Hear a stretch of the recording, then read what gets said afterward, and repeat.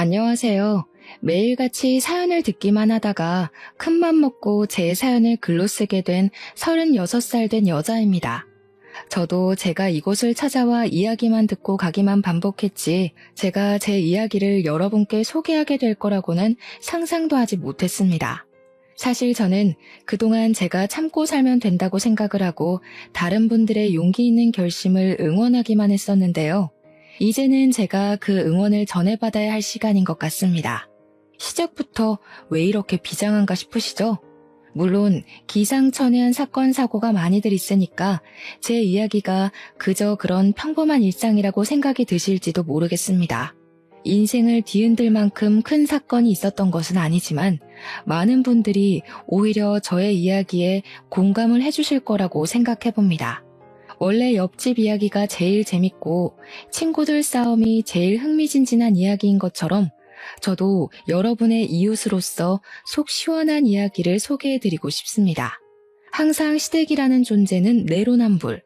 내가 하면 로맨스, 남이 하면 불륜이라는 말이 딱 어울리게 행동을 하는지 모르겠습니다.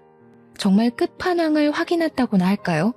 어마어마한 우리 시댁의 이야기, 지금부터 시작할 테니 마음 단단히 먹고 저와 함께 빠르게 출발해 보도록 하시죠. 말로만 듣던 웰컴 투 시월드라는 이야기는 저와 전혀 상관없는 이야기일 것이라고 생각하면서 평생을 살아왔습니다. 저도 구김살 없이 자랐고 할 말 다 하는 성격을 가지고 있었기 때문에 내로남불 같은 건 제 주위에서 일어난 적도 없었고요. 항상 제가 나서서 일을 해결하곤 했거든요. 뭐랄까 사내로 태어났으면 장군감이다 싶은 사람, 그게 바로 접니다. 우리 부모님께서는 제가 사내대장부 같은 성격을 하고 있었으니 어디 내놔도 걱정 없다고 하셨었고요. 불의를 보면 참지 못하고 부당한 대우를 견디지 못하는 성격으로 친구들 사이에서 인기도 꽤 좋았던 사람이 바로 저란 말입니다. 그런데 제가 진짜 생각만 해도 속이 답답한 시댁과 인연을 맺게 되었고 내로남불의 끝을 확인하고 혀를 내두르게 되었습니다. 저랑 남편은 선을 봐서 결혼을 하게 되었는데 서로의 집안이 평범하게 잘 맞았고 어디 하나 모자라거나 과한 점이 없었기에 잘 맞는 사람이라고 생각했습니다. 가족과 가족 간의 화합이다 보니까 한 집안이 너무 치우치면 결실을 맺기 힘들다고 하는데 저희 두 사람은 정말 평범한 집안에서 태어나 평범하게 자라왔기에 별 문제가 되지 않았습니다. 거기다가 남편이 순둥하고 둥글게 살자는 사람이고 어떻게 보면 묻어내서 같이 살기엔 안성맞춤이라고 생각을 하게 되었습니다. 물론 그 순한 성격이라는 게 결혼해서는 답답하고 미련하게 느껴진다는 걸 몰랐죠. 네, 몰랐습니다. 어쩜 그렇게 싫은 소리 한 번을 못하고 끙끙거리면서 해달라는 걸 다 들어주고 앉아있는지 제 속이 터져서 죽을 뻔한 적이 한두 번이 아니라니까요. 남편이랑 결혼을 준비할 때만 해도 우리 두 사람이 평생 검은 머리 팥불이 될 때까지 행복하게 살 것이라 믿어 의심치 않았습니다. 남편이랑 처음 부딪히게 된 사건은 결혼식을 코앞에 두고 신혼집을 얻으려고 이리저리 발품을 팔고 있을 때였습니다. 남편은 신혼집을 얻을 때 서울 외곽 쪽으로 집을 얻자고 박박 우겨댔고 저는 그런 남편의 말을 깡그리 무시하고 있었습니다. 당연히 외곽 쪽으로 가게 되면 교통도 불편하거니와 출퇴근이 너무 멀고 차도 막히고 대중교통에는 사람이 잔뜩 몰렸기 때문입니다. 무엇보다 저는 친정 쪽 근처에 집을 얻고 싶다는 생각이 강하게 있었기 때문에 친정과 매우 멀어지는 외곽 쪽은 아예 후보에도 없었던 지역이었습니다. 남편 회사가 외곽 쪽이랑 가까우냐? 그것도 아니랍니다. 오히려 남편 회사는 저희 회사와 더 가까웠기 때문에 외곽으로 나가면 남편 또한 억수로 거리가 멀어지는 건 똑같았습니다. 거기다가 나중에 아이라도 낳게 된다면 친정에 맡기기가 편하니까 당연히 여자라면 친정 근처에 살고 싶은 마음이 가득하지 않겠습니까? 근데 남편은 시댁이랑은 거리가 멀어지고 친정이랑만 가까우면 시모가 서운해할 거라면서 둘 다 거리가 먼 외곽으로 가자고 하는 겁니다. 싫다고 제가 박박 우기면서 의견 차이가 좁혀지지 않는 와중에 저희 부모님께서 집을 얻을 때 돈을 보태주겠으니 친정 근처로 오라고 말씀을 하셨습니다. 남편도 대출이 부담되고 돈이 더 급했던 터라 알겠다고 하고 결국에는 친정 근처로 집을 얻게 되었습니다. 그랬더니 시모가 나한테 어떻게 친정 근처로 냉큼 갈 수가 있냐? 친정에서 돈을 지원해준다고 했어도 시댁 옆에 살겠다고 이야기를 해야 하는 거 아니냐고 핀잔을 두셨습니다. 알고 보니까 시모가 외곽 쪽으로 이사를 가려고 알아보고 있었다고 하더라고요. 근데 저희가 친정 근처로 가니 외곽으로 이사를 가지 않겠다고 하더라고요. 신혼집을 그쪽으로 얻었으면 남편과 시모의 농간에 제대로 놀아날 뻔했던 것이었습니다. 친정집은 지금 시댁이 사는 동네보다 집값이 더 비쌌거든요. 재개발해서 아파트도 전부 새 것이었고요. 저는 뒤통수를 맞은 느낌이 드는 걸 지울 수 없었지만 결과적으로 일이 벌어진 건 아니어서 참았습니다.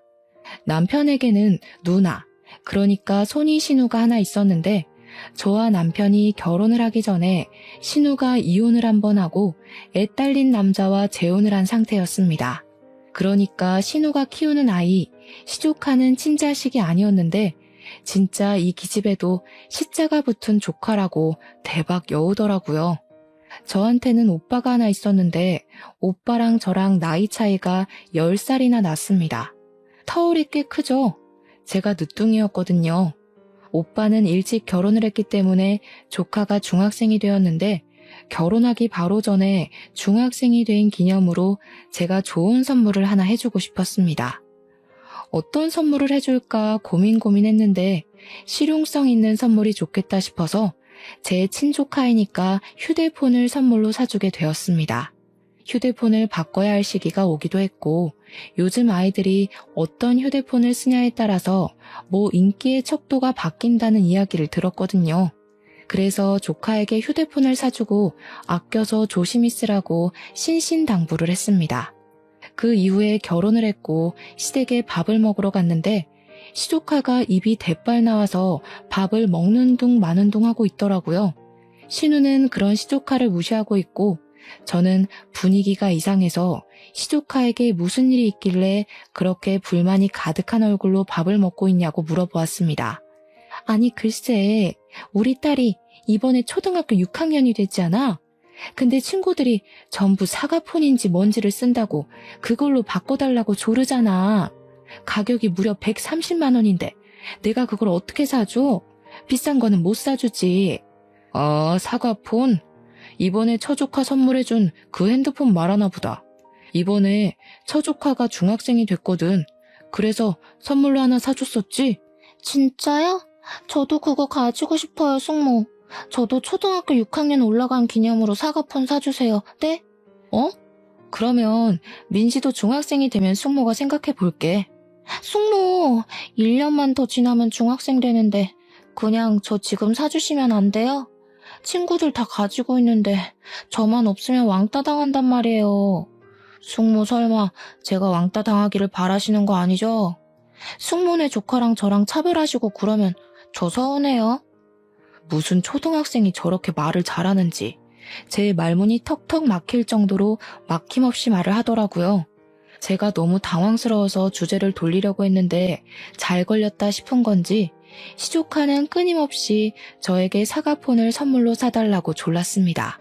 문제는 굳이 하지 않아도 될 말을 꺼낸 남편은 입을 싹 씻고 혼자 밥을 맛있게 처먹고 있고 시부모도 아무 소리 하지 않고 밥만 먹고 있더라고요. 저한테 다 떠넘겨진 기분이 들었다고나 할까요? 제가 너무 어이가 없어서 시조카한테 나중에 하면서 말을 돌리려고 하시는데 신우가 딱 그러는 겁니다. 내가 웬만해서는 뭐 해달라 이런 소리 잘 안 하는데 설마 외조카만 챙기고 친조카는 나 몰라라 하는 거 아니지? 공평하게 해줘야지. 자기도 분명 비싸서 못 해준다고 딱 잘라 이야기를 하더니 남한테는 얻어먹고 싶은 건지 저한테 차별하면서 휴대폰 맡겨놓은 사람처럼 내놓으라고 하는 거 있죠? 어이가 없어서 저도 무슨 말을 해야 할지 잘 모르겠더라고요. 결국에는 남편의 옆구리를 찔렀더니 남편이 저를 쓱 보면서 말을 하더라고요. 할부에서 사면 별로 부담되는 가격은 아니지 않나? 어차피 휴대폰 다 할부로 사는 거잖아. 그 말에 시조카가 너무너무 좋다고 당장 사달라고 하면서 저에게 퀵배송이 되는 사이트 주소를 보여주더라고요.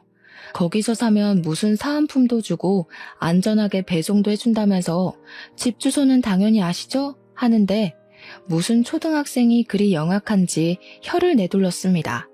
핸드폰 값이 1, 20만 원 하는 것도 아니고 무려 130만 원이나 하는데 제가 왜 신우딸, 그것도 신우 친딸도 아니고 재혼한 남자가 데려온 딸에게 해줘야 하는지 모르겠더라고요. 남편에게 그냥 솔직하게 우리 이거 사는 거 부담되지 않냐고 못 해주겠다고 했더니 남편이 나중에서야 저한테 그걸 지금 말하면 어떡하냐고 하더라고요. 아니 제가 옆구리 찌를 때는 모른 척하면서 뭐 할부가 어쩌니 저쩌네 해놓고 왜 제 탓을 하는지 모르겠더라니까요. 사람이 착한 거랑 미련한 건 차이가 있는 법인데 남편은 미련 수준이 아니라 아주 미련 할아버지가 붙은 수준이었습니다. 답답해 죽겠더라고요.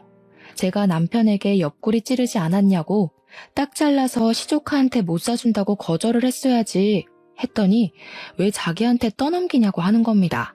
자기가 싫은 소리 못하고 거절 못하는 거 알면서 옆구리를 찌른 것 자체가 잘못된 거라는 식으로 말을 하는 거예요. 아니 싫은 소리가 아니라 이건 딱 잘라서 너무 고가의 제품이니 나중에 크면 사주겠다는 식으로 돌려서 말했어야 하는 거라고 남편에게 훈계를 했습니다. 그랬더니 저한테 그러면 외조카에게는 왜 사준 거냐고 차별 맞잖아. 차별! 이딴 소리를 짓거리는 게 아니겠습니까? 저는 남편에게 그래 내가 내 조카 사주는 건 그렇다 치고 네 조카의 핸드폰까지 왜 내가 사줘야 하냐고 네 용돈에서 사주라고 했더니 구시렁거리더라고요. 남들에게 싫은 소리 못한다고 하더니 나한테는 잘만 하네. 나한테 하는 것처럼 너네 누나한테 말을 하라고 비꼬아줬습니다. 그러니까 지도 좀 겸연쩍었던 건지 뭔지 지 용돈에서 할부로 사주더라고요.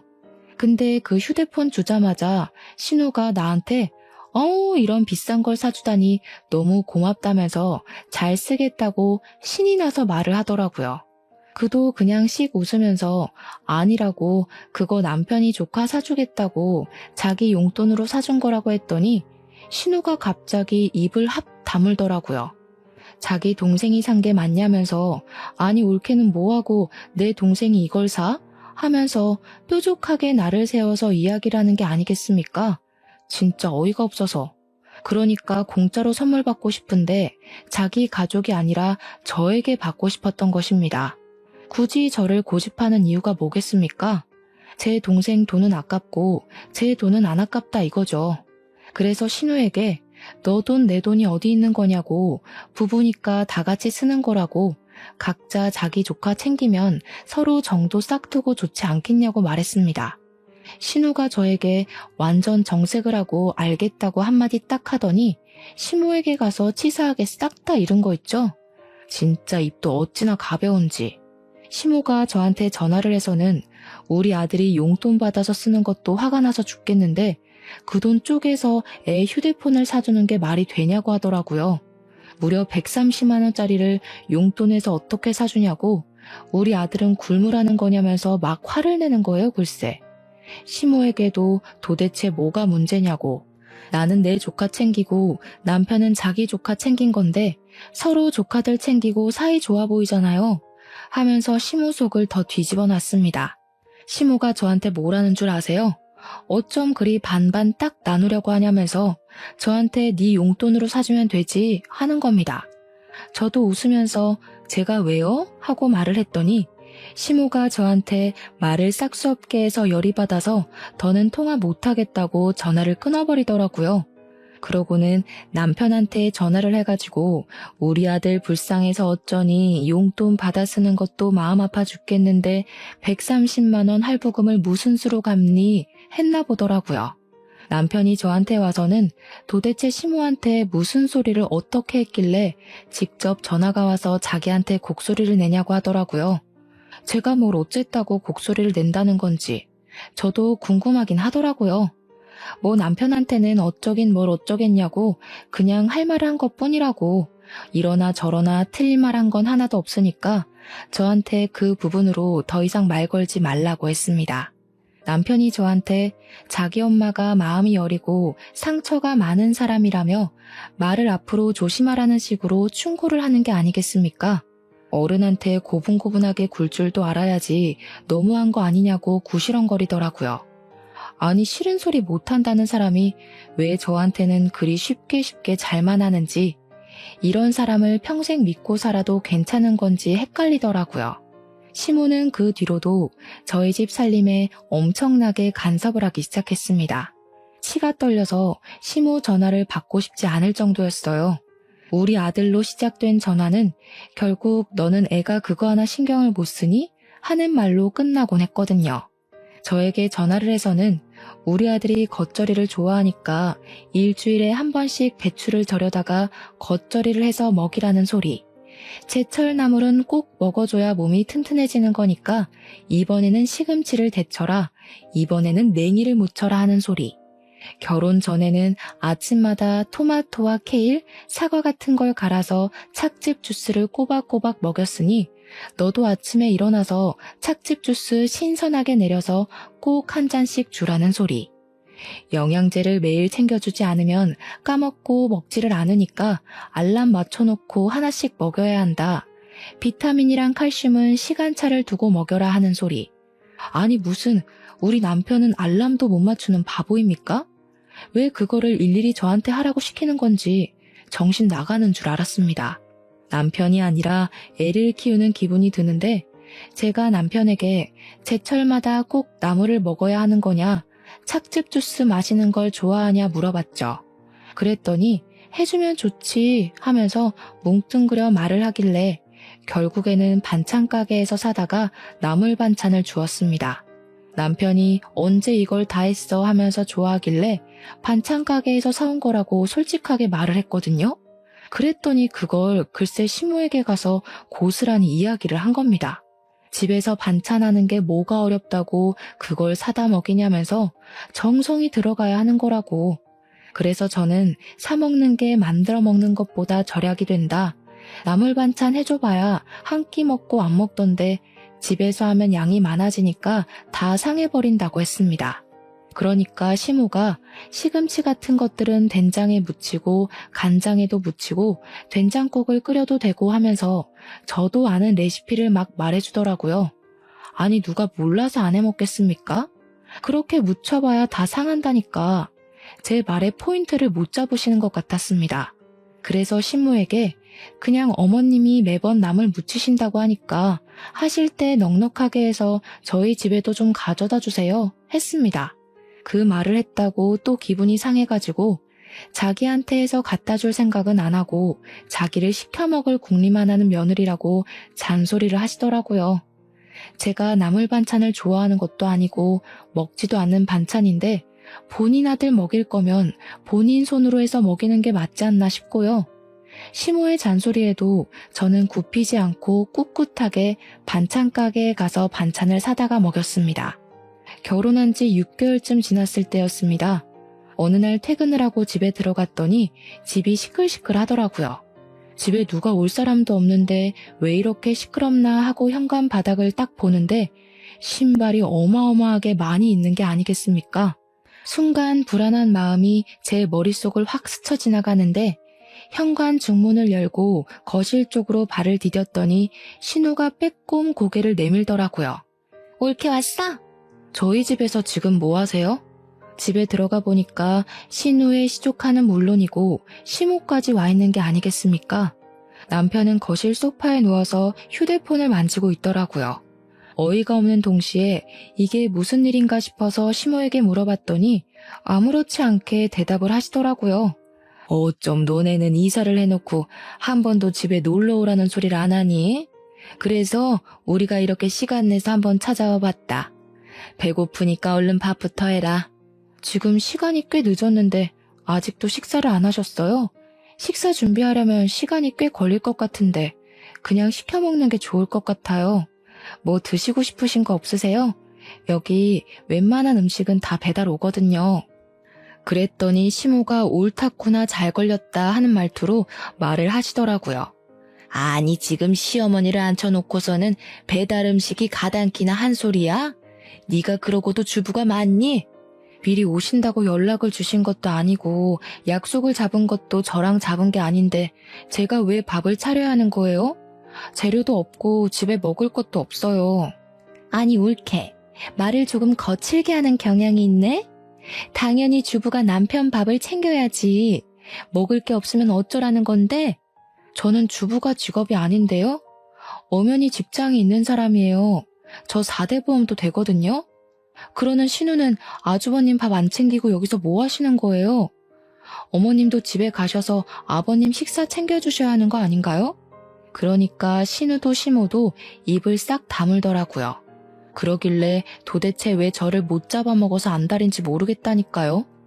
신우도 괜히 민망한지 자기 남편은 밖에서 밥 먹고 온다고 했다고 조용히 말을 하더라고요. 그러니까요. 아주버님도 밖에서 저녁 사드시고 온다는데 저희는 왜 사 먹으면 안 되냐고요. 아유 말대답. 너네가 평소에 뭐 해먹고 사는지 궁금하니까 밥 한번 차려봐. 짜증이 확 나고 저러는 이유가 투명하게 보여서 그냥 라면 5개를 끓이고 반찬 가게에서 사온 나물이랑 김치를 꺼냈습니다. 김치도 일부러 보란 듯이 대형마트에서 파는 봉지김치를 꺼냈더니 시모가 기겁을 하면서 이런 중국산 김치를 먹는 거냐고 화를 내는 게 아니겠습니까? 대기업 마크가 떡하니 찍혀있는데 중국산은 무슨 얼어 죽을 중국산이라는 건지. 어머님, 땡땡 기업 모르세요? 대한민국 10대 기업 안에 드는 땡땡 기업이요. 이 김치 거기 회사에서 나온 건데 국산 김치가 어떻게 중국 김치예요? 너무 재밌다.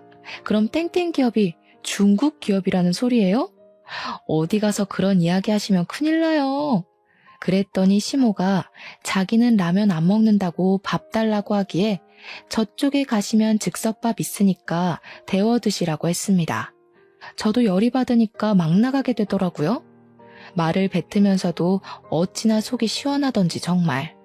제가 룰루랄라 공격들을 다 받아쳐내니까 작전을 바꾼 건지 뭔지 시모가 아이고 우리 아들 불쌍해서 어떡해 하는 겁니다.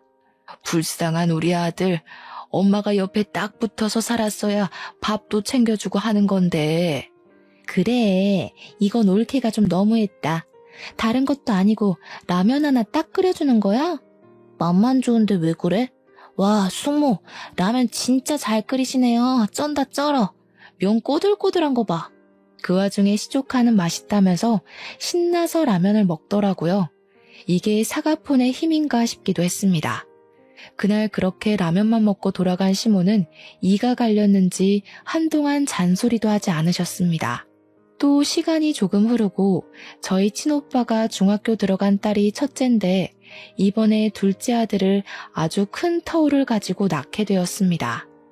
나이 차이가 꽤 많이 나는 늦둥이인데 부부 금술이 좋아서 그런 건지 예상치 못한 아이가 떡하니 생겼고 이것 또한 축복이라면서 아이를 무리해서 출산하게 되었습니다. 아들을 낳았다면서 당연히 우리 집에서도 무척이나 좋아하셨고 저도 선물을 챙겨서 둘째 조카를 보러 가고 했습니다. 근데 그 소식을 시댁에서 들은 건지 저한테 시모가 대뜸 전화를 하지 않겠습니까? 그러더니 저에게 집 근처에 백화점이 있냐고 물어보시더라고요. 그래서 백화점 있다고 15분 거리에 있는데 무슨 일이시냐, 뭐 필요한 게 있으시냐 상투적인 질문을 드렸습니다. 그랬더니 백화점 지하 코너에 가면 비싸고 질이 엄청 좋은 과일들이 많이 나왔을 거라고 하시더라고요. 지금이 뭐 사과가 제철이니 어쩌니 하시는데 왜 그러시나 싶었죠. 사과가 드시고 싶어서 사오라는 이야기를 돌려 하시는 건가 했는데 저한테 그 과일을 사다가 전용 세제 말고 식초물에 깨끗하게 씻으라고 하더라고요. 과일 세척 세제를 쓰면 뭐 나쁜 성분이 섞여 있을 수밖에 없거니와 깨끗하게 다 씻겨 내려가지 않는다 어쩐다 하면서요. 그 이후에 믹서기 같은 곳에다가 갈면 건더기가 생긴다면서 저에게 깨끗하게 씻은 과일을 강판에다가 정성스럽게 갈아 내리라고 하셨습니다. 순간 우리 둘째 조카를 챙기라고 이러시는 건가 싶어서 아직 너무 신생아라서 과일은 먹을 수 없다고 이야기를 했더니 시모가 응? 하시더라고요. 뭔 소리를 하는 게냐? 우리 아들 주라고, 우리 아들. 우리 아들이 과일을 깎아놓으면 잘 챙겨 먹지를 않아. 그러니까 그렇게 강판에 갈아서 냉장고에 넣어둬라. 아침에 하나씩 꺼내주면 잘 먹는다. 우리 아들이 과일도 잘 챙겨 먹어야지. 맨날 밥만 먹으면 안 돼. 과일에 비타민이며 식이섬유 같은 게 많은 거 알지? 필요한 영양소니까 하나하나 챙겨줘라. 제가 진짜 어이가 없어서 예 하고 대충 전화를 끊고는 퇴근하고 남편에게 물어보았습니다. 여보, 혹시 과일을 깨끗하게 잘 씻어서 강판에 갈아 놓으면 무슨 생각이 들어? 글쎄, 개밥? 아니면 뭐 잼 만들게? 그런 거 만들어봐야 누가 먹는다고 고생을 사서 해. 잼은 그냥 사서 먹자. 아니, 어머님이 나한테 그렇게 만들어서 냉장고에 넣어놨다가 당신 아들 입에 넣어주라고 하시던데 그래야 여보가 과일을 먹는다고. 그 말이 끝나기가 무섭게 남편의 얼굴이 빨갛게 달아오르는데 꼴이 웃기더라고요. 제가 너무 웃겨서 당신 무슨 신생아냐고 그런 취급을 당하냐 했더니 남편이 진짜 자기 엄마가 너무 주책인 것 같다고 하더라고요. 남편도 그렇게 주책 맞다고 생각할 정도면 시모가 극성은 극성인 거죠. 도대체 아들을 철없는 푼수로 만드는 꼴 아니겠습니까? 그 이후에 한 번은 제가 정말 심각하게 독감에 걸려서 진짜 말로 표현할 수 없는 고생을 하게 되었습니다. 회사까지도 고열이 너무 심해서 5일이나 쉬어야만 했고 집에서 해열제를 먹고 병원에 매일같이 들러서 열이 떨어지는 링거를 맞아야만 했습니다. 밥도 제대로 먹지 못할 정도로 아파서 골골거렸는데 남편이 걱정이 돼서 그런 건지 뭔지 시모한테 말을 했나 보더라고요. 시모가 집에 찾아왔습니다. 아파 죽겠기에 인사할 힘도 없고 눈도 제대로 뜨지 못한 채로 오셨어요 하고 인사를 드렸죠. 고개를 들어 시모를 보니까 마스크까지 정말 꼼꼼하게 챙겨 쓰고 손에 비닐 장갑까지 끼고 와서는 가방 하나 툭 던지면서 그러더라고요. 여 가방에 얼른 네 남편 짐 좀 싸라. 속옷부터 시작해서 출퇴근하면서 입을 옷까지 싹 담아. 저는 영문을 모르겠고 몸이 너무 아파서 뭘 할 수가 없는 상태라 왜 그러시냐고 물어보았습니다. 예, 우리 아들이 감기라도 옮으면 어떡하니? 너는 생각이 있는 거니 없는 거니? 그렇게 아프면 네 남편부터 시댁에 보냈어야 했어야지. 아픈 것도 서러워 죽겠는데 저한테 저런 소리를 하니까 짜증도 나고 속상하기도 하고 그러더라고요. 무슨 사춘기 소녀인 것 마냥 기분이 나빠져서 획 토라져 말을 했습니다. 어머님, 저 진짜 손 하나 까딱할 힘이 없어요. 그냥 남편 보고 챙겨서 가라고 그럴게요. 그러고는 그냥 방에 들어왔습니다. 열이 너무 올라서 어지러움이 심각할 정도라 침대에 누웠는데 따라 들어오신 시모가 제 이불을 확 걷어내더니 등짝을 때리더라고요. 남편 짐을 저보고 챙기라면서 일 끝내고 들어온 남편 고생하게 그 힘든 일을 시키냐고 잔소리를 하시는 겁니다. 진짜 저에게 데스노트가 있었으면 우리 시모의 이름을 적어서 심장마비에 걸리게 만들고 싶을 정도로 화가 났습니다. 그럼 어머님이 챙기시던가요? 제가 아파 죽겠다는데 여기까지 쫓아오셔서 뭐 하시는 거예요? 너 지금 내가 누군지 알고 소리를 지르니? 옛날에는 시어머니라면 눈도 제대로 못 쳐다봤는데 세상 참 좋아졌다. 그러면서 제가 계속 누워있으니까 다시 한번 제 등짝을 찰싹 소리가 나게 때리시는데 제가 너무 열이 받아서 시모의 손을 확 때려버렸습니다. 놀래가지고 저를 눈 동그랗게 뜨고 쳐다보는데 진짜 그 표정까지도 정남이가 뚝뚝 떨어지더라고요. 저 때리지 마시라고요. 지금 누구는 귀한 자식 아닌 줄 알아요? 너 지금 나 쳤니? 그런 거니? 친 건 어머님이고요. 저는 뿌리친 거죠. 그게 그거지. 요즘 것들은 정말 예의가 없어. 저는 그런 시모의 뒤통수에 대고 나가시라고요 하고 이불을 머리끝까지 뒤집어 썼습니다. 나가려던 시모는 다시 돌아와서 계속 구시렁구시렁 거리시면서 우리 남편 짐을 끝까지 챙겨서 돌아가시더라고요. 설마 했는데 그날 남편은 시댁에서 자는 건지 집에 들어오지 않았습니다. 그런데 하필 가는 날이 장날이라고 그날 밤에 제가 열이 39도까지 올라가면서 쓰러지게 된 겁니다. 겨우겨우 음성인식으로 연결해서 119에 신고하고 응급차에 실려가게 되었습니다. 병원에서도 저에게 열이 39.8도였다면서 정말 위험했다고 보호자분 어디 계시냐고 묻는데 남편에게 전화를 걸었더니 왁자지껄한 소리가 들리더라고요. 시댁에서 술판이라도 벌인 건지 시모랑 신우 목소리도 들리고 남편은 저에게 술을 먹고 있다고 하더라고요. 너무 열이 받아서 전화 바로 끊고 엄마한테 전화를 걸어 엉엉 울었습니다. 아픈 것도 서러운데 남편까지 저 모양 저 꼴이라고 말입니다. 그러니까 부모님께서 그 새벽에 놀라가지고는 병원 응급실로 바로 뛰어오셨어요. 김서방 어디 갔냐고 물어보시는데 힘들고 목이 바싹 타서 죽을 것 같았지만 원래 고자질이라는 게 제일 즐거운 거 아니겠습니까? 하나도 빠짐없이 모든 사실을 다 일러바쳤습니다. 저희 아버지께서 엄청나게 열이 받으셔서는 당장 뒤집어 엎겠다고 이혼하라고 그런 취급 받으면서 살 필요 없다고 하시더라고요. 부모님께서도 저의 이혼을 지지해 주시겠다는데 제가 굳이 피할 이유가 있겠습니까? 저는 이혼을 결심했고 퇴원을 하고 나서 제대로 사건이 터지게 되었습니다. 시모가 집에 남편 짐은 물론이고 본인 짐까지 죄다 싸들고 찾아온 게 아니겠습니까? 무슨 짐이 이렇게 많은가 싶어서 보다 보니 시모 짐까지 섞여 있더라고요. 불길한 예감은 뭐 틀리지 않는 법이죠. 저는 바로 정신을 차리고 남편에게 물어보았습니다. 이 짐들은 다 뭐야? 당신 짐만 있는 게 아닌 것 같은데? 우리 집 내놨다. 아무리 생각해도 내가 너무 못 믿어워서 두 다리를 뻗고 잘 수가 있어야지. 우리 아들이 결혼하고 살이 홀쭉하게 빠진 거 봐라. 저게 사람 몰골이니? 삐쩍 말라가지고 볼품없게. 저 사람 원래 저랬어요. 연애할 때도 비쩍 말라서 볼품 없었는데요. 이게 또박또박.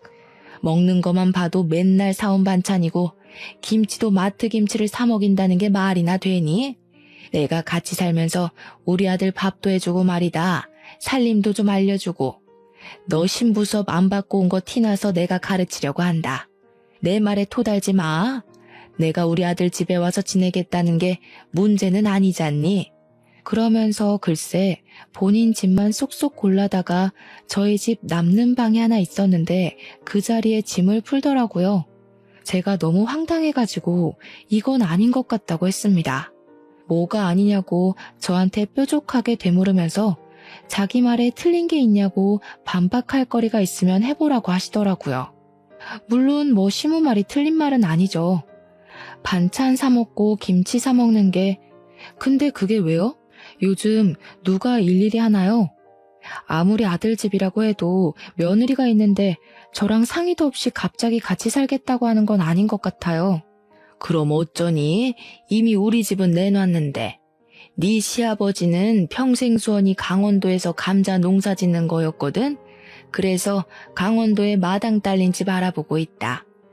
나는 도시에서 살아야 하는 사람이라 여기 와서 지내기로 결정했어. 내가 우리 아들 집에 오는데 네 의견은 별로 필요 없는 것 같은데? 내 배로 낳은 자식 내가 끼고 살겠다는데 왜? 완전히 뒤통수 제대로 맞은 느낌이 들어서 남편에게 뭐라고 말 좀 해보라고 아니면 내가 알아들을 수 있게 설명이라도 해보라고 했습니다. 그랬더니 남편이 천하태평 묵사발에 밥 말아먹는 소리를 하더라고요. 엄마는 도시 살고 싶어하고 아빠는 시골 살고 싶어하고 딱 아기가 맞잖아. 엄마 혼자 살면 외롭기도 하고 같이 살면 좋고 그리고 우리 맞벌이 하니까 밥 해먹기도 쉽지 않았는데 엄마랑 같이 있으면 편하긴 하겠지.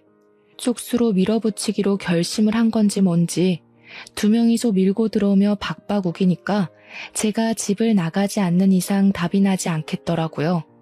당장 친정에 가기도 애매하고 해서 일단 쫓아내봐야겠다고 생각만 했습니다. 근데 다음날 퇴근하고 집으로 오니 남편의 말대로 밥이 차려져 있기는 개뿔, 재료만 수북히 쌓여 있더라고요. 이게 다 뭔가 싶어서 시모를 바라보았습니다. 그러니 시모가 저에게 타이밍 맞춰서 잘 왔다면서 이제 밥을 하자고 하더니 양파를 썰어라, 국을 해라, 볶아라, 감봐라, 차려라 난리를 부렸어요. 이게 남편이 말하는 밥 해주러 온 시모인 건가 싶어서 멍하니 남편을 바라보았죠. 그저 시모는 제가 하는 걸 지켜보러 온 사람이었습니다. 그러면서 우리 아들은 적어도 오첩밥상은 있어야 한다면서 저에게 앞으로 반찬 신경을 쓰라고 이야기를 하는 것이 아니겠습니까? 내일은 사골국을 먹어야겠다고 하면서 핏물을 이미 빼놓고 있다며 아침 5시에 일어나서 출근 전까지 푹 고아놓으라고 하시더라고요. 제정신인가요? 저는 출근해야 하는 사람인데 제가 당연히 못하겠다고 말을 하니까 제 등짝을 때리면서 시어머니가 시키는데 어디서 토를 다냐고 하더라고요. 일단 무시하고 잠을 잤거든요. 아침에 알람도 일부러 안 해놓고 잤는데 갑자기 5시에 시모가 안방문을 벌컥 열고 들어와서는 저를 깨우는 겁니다. 그놈의 사골국 끓이라고요. 진짜 욕이 절로 나오는 거 있죠? 너무 열받아서 남편까지 깨웠더니 시모가 또 제 등짝을 때리면서 어디 잠자는 남편을 깨우냐고 하더라고요. 제가 그날 사골국 끓이면서 이혼을 결심했는데 이대로 쉽게 놓아주면 너무 억울하지 않겠습니까? 바로 그날 저도 친정 부모님을 호출했습니다. 그간 있었던 사정 설명을 다 하고 짐 싸들고 오라고 했더니 아빠랑 엄마랑 둘 다 벼르고 있었는지 본때를 보여준다고 하더라고요. 그날 퇴근하고 부모님이랑 같이 집에 가니까 시모랑 남편이 엄청나게 당황하더라고요. 그래서 저도 웃으면서 우리 엄마 아빠도 같이 살면 좋지 뭐 했습니다. 아니 이렇게 말도 없이 사돈어른도 말도 없이 찾아오셨다면서요. 저희 집은 제가 요리를 하기 때문에 오늘 저녁은 제가 차리도록 하겠습니다. 그러니 시모가 안절부절 가만히 있지를 못하더라고요. 막 며느리가 하면 되는데 하면서 당연스럽게 저를 쳐다보는데 우리 엄마가 그러셨습니다. 어디 우리 귀한 딸 손에 물을 묻히라고 하십니까? 김서방, 자네는 뭘 그리 몰뚱히 서 있나? 당장 와서 마늘부터 까. 그러자 시모가 자기가 하겠다고 두 팔 걷고 나서는 거 저희 어머니께서 꾹 눌러 앉히셨습니다. 저희 어머니 팔 힘이 장사시거든요. 여자가 왜 주방에 들어갑니까? 그거 다 옛날 말이죠. 김서방, 자네가 들어와서 하게나. 남편은 TV 보면서 탱자탱자 쉬려고 했다가 저희 부모님 때문에 쉬지도 못하고 꼼짝없이 끌려서 그날 밤 내내 요리하고 설거지하고 빨래 정리를 했습니다. 그리고 뻗어서 자려고 하는데 시모가 슬쩍 와서 말을 하더라고요. 사돈댁은 언제 집에 가시니? 가긴 어딜 가세요. 저희 부모님도 집 부동산에 내놓고 오신 건데요. 시모가 부들부들 떠는데 뭐 어쩌겠습니까? 시모가 방에 들어가려고 하니까 그제야 남편이 저희 집에 남는 방이 없어서 하면서 웃더라고요. 한마디로 이제 집으로 돌아가시죠 하는 말이었습니다. 밤도 많이 늦었는데 집에 가셔서 주무시는 게 좋지 않을까요? 우리 집 내놓고 왔다니까. 거기 벌써 집 보러 오고 난리도 아니야. 우린 거실에서 잘게. 그러시더니 집에서 가지고 오신 이불을 떡하니 펼치시더라고요. 남편이 저를 보면서 입모양으로 어떻게 좀 해보라고 하는데 제가 왜 그래야 하죠? 뭘 어떻게 해. 엄마 아빠 같이 살면 좋지. 나중에 우리 애도 다 봐주실 텐데. 우리 엄마 있잖아. 어제 못 봤어? 하나하나 나 시키시던 거? 그리고 새벽 4시 30분에 아빠가 안방에 들어와서 남편을 깨우기 시작했습니다.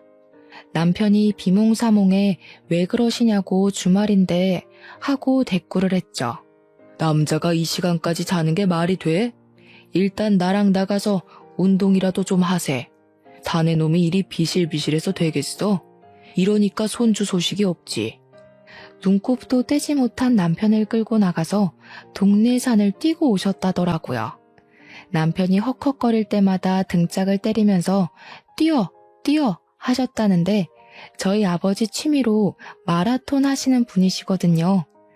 남편이 완전 녹초가 되어서 들어오니까 시모가 화들짝 놀라고 아버지께서는 이제 밥하자 하시더니 남편한테 요리시키더라고요. 아침 먹고 남편이 잠을 좀 자겠다고 하니까 아버지께서 점심 준비를 해야지 무슨 잠을 자냐고 점심에는 육개장 끓이자고 재료 손질부터 하자고 하시더라고요. 그러면서 남편 점심 먹고 설거지할 때까지 못 쉬게 했습니다. 시모는 발 동동 구르는데 아빠가 집안꼴이 이게 뭐냐면서 대청소하게 여자들은 나가서 커피라도 마시고 오라고 하더라고요. 남편은 울상으로 저를 바라보는데 파이팅 한번 해주고 엄마 팔짱 끼고 나왔습니다. 예, 정말 해도 너무한 거 아니니? 주말인데 우리 아들 쉬지도 못하고. 어머, 우리 딸 이야기 들어보니까 지금까지는 우리 딸이 다 했다는데요? 그러면서 엄마랑 시모랑 다툼이 일어나기 시작했고 저는 당연히 엄마 편을 들었습니다. 요즘 누가 여자 할 일 남자 할 일 나누냐고 그렇게 따지면 저도 직장 다니면서 돈을 벌고 있지 않냐고 시모에게 퉁명스럽게 대꾸를 했습니다. 이혼하기로 마음을 먹고 난 다음이라 그런지 말투도 존중을 해줄 필요가 전혀 없더라고요. 집으로 돌아가니까 남편이 더 이상은 비 못 맞추겠다면서 시모를 내보낼 테니 저희 부모님도 빨리 집으로 보내라고 하더라고요. 그래서 저는 미리 준비한 이혼 서류를 꺼냈습니다. 그게 뭐냐? 시모는 화들짝 놀라고 부모님께서는 서둘러서 짐을 챙겨주셨습니다. 아니 무슨 이혼이 애들 장난이야? 애들 장난이 아니라서 이혼하는 거죠.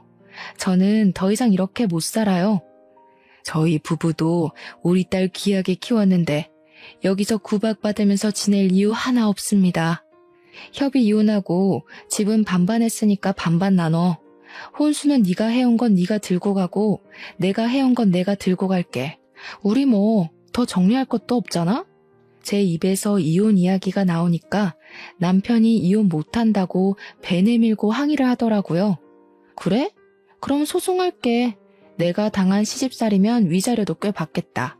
제가 위자료 소송 이야기까지 꺼내니 시모가 자기가 잘못했다면서 앞으로는 간섭 안 하겠다고 한 번은 그냥 넘어가자고 하더라고요. 그 말을 제가 어떻게 믿겠습니까? 그냥 짐 싸서 나온 뒤에 이혼하자고 계속 이야기를 했더니 남편이 협의 이혼해주겠다고 하더라고요. 위자료를 챙겼더라면 더할 나위 없이 좋았겠지만 빨리 저 지겨운 인간들이랑 인연을 끊고 싶어서 그냥 협의 이혼으로 진행했습니다. 지금은 친정에서 편안하게 마음 안정을 취하며 앞으로 어떻게 미래를 꾸며나갈지 계획을 쓰고 있는 중이랍니다. 이혼한 지 이제 한 달밖에 되지 않았지만 벌써부터 명치에 얹힌 분노들이 다 내려가는 느낌이네요. 제 이야기처럼 여러분들의 화도 가라앉고 분노도 사라지길 바라며 오늘의 사연은 여기까지 적어보겠습니다. 저의 긴 사연 들어주신 여러분 정말로 감사드립니다.